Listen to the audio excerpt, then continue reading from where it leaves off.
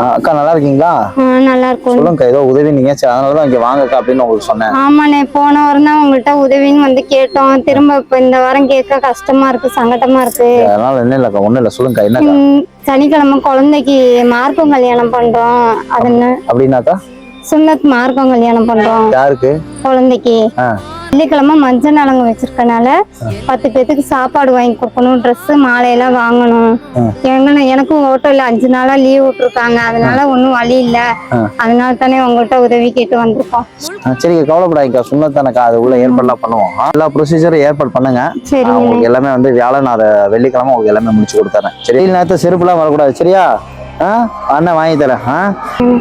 பணம் இருக்கு, இப்ப நீங்க உங்களுக்கு தேவையானது எல்லாத்தையும் முதல்ல இது பண்ணிருங்க. பசங்களுக்கு தீனி கொடுங்க. இப்போ ஓகேவா செருப்பு?